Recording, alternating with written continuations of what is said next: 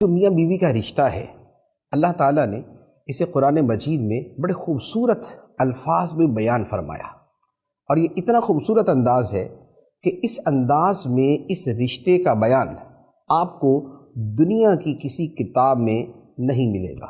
وہ کیا ہے؟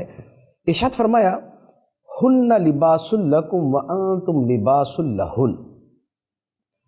وہ عورتیں لباس ہیں تمہارے لیے اور تم لباس ہو ان کے لیے۔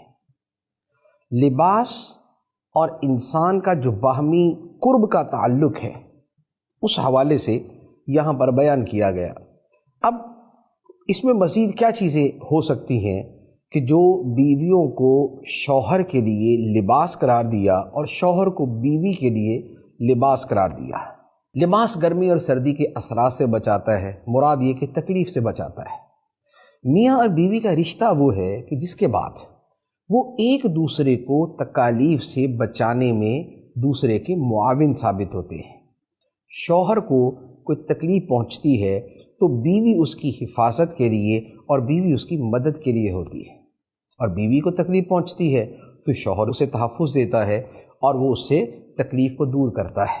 ان کا آپس کا رشتہ محبت کا، مودت کا اور شفقت کا ہے، تو یہ ایک دوسرے کو تحفظ دینا اور ایک دوسرے کی تکالیف کو دور کرنا بڑا آسان ہو جاتا ہے۔ بلکہ ایک تو جسمانی تکالیف اور تحفظ کا معاملہ ہے، ایک ذہنی سکون کی بات ہوتی ہے۔ بیسیوں مرتبہ ایسا ہوتا ہے کہ بیوی پریشان ہے، تکلیف میں ہے، اس کی سوچوں کے اندر کوئی پرابلم ہے یا وہ کسی وجہ سے پریشان ہے، تو شوہر اسے حوصلہ دیتا ہے، اسے ہمت دیتا ہے، اسے مشورہ دیتا ہے، اس کی حوصلہ افزائی کرتا ہے، اس کے ذہن کو صاف کرنے کی کوشش کرتا ہے۔ اور یہی معاملہ عورت مرد کے ساتھ کرتی ہے کہ مرد گھر کے باہر کے معاملات کی وجہ سے، اپنے کاروباری معاملات کی وجہ سے یا کسی اور وجہ سے پریشان ہوتا ہے تو بیوی اس کا حوصلہ بڑھاتی ہے، اسے ہمت دیتی ہے، اسے سکون پہنچانے کی کوشش کرتی ہے۔ تو جو لباس کا پہلا مقصد ہے کہ تکلیف سے بچانا، میاں بیوی کا رشتہ اس تکلیف سے بچانے والے پہلو کو نمایاں کرتا ہے۔ دوسری بات، لباس انسان کے عیوب کو چھپا دیتا ہے، اس کی خامیوں کو ڈھانپ لیتا ہے۔ میاں بیوی کا رشتہ بھی اسی طرح ہے کہ بہت سے عیوب مرد کے عورت کے سامنے آتے ہیں، لیکن عورت لوگوں کو بتاتی نہیں پھرتی، اور اسی طرح کچھ خامیاں بیوی کی شوہر کے سامنے آتی ہیں، شوہر سب کو بتاتا نہیں پھرتا۔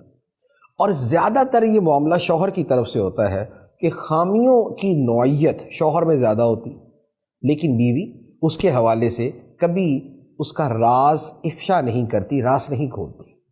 یہ ایک دوسرے کے عیوب کو چھپانے والی بات ہے۔ یہ ہے پازیٹیو تھنکنگ، یہ ہے مثبت سوچ، کہ اگر میاں بیوی ایک دوسرے کی خامیاں بیان کرنے سے گریز کرے، یہ پوری زندگی ان کو فائدہ دیتی ہے۔ جو سمجھدار لوگ ہوتے ہیں، خاندان کے بڑے لوگ ہوتے ہیں، وہ ہمیشہ میاں بیوی کو سمجھاتے ہیں کہ گھر کا معاملہ گھر میں رکھنا، بازار میں جا کے ڈھول نہ بجانا، کسی اور کو نہ بتانا۔ بیوی جب اپنے جاننے والوں میں شوہر کی باتیں کرتی ہے یا شوہر کے گھر کی باتیں کرتی ہے تو کبھی بھی وہ ایک جگہ محدود نہیں رہتی، بات ہمیشہ پھیلتی ہے۔ اسی طرح شوہر اگر بیوی کی برائیاں بیان کرتا ہے تو آج اگر اس کی برائیاں بیان کر رہا ہے اور وہ برائیاں باہر پھیل جاتی ہیں اور بعد میں اسی شوہر کو افسوس ہو رہا ہوتا ہے کہ میں نے اپنی بیوی کی یہ خامیاں کیوں بیان کی۔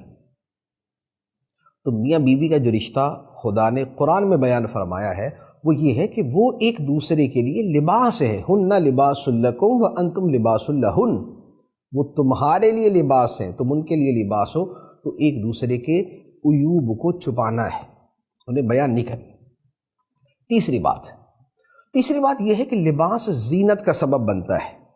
ایک آدمی جیسا تیسا بھی ہے، اچھا لباس پہنتا ہے، اس کی پرسنالٹی بن جاتی ہے۔ اچھا لباس پہنتا ہے وہ خوبصورت لگتا ہے، اچھا لباس پہنتا ہے وہ بڑا زیب و زینت والا لگتا ہے۔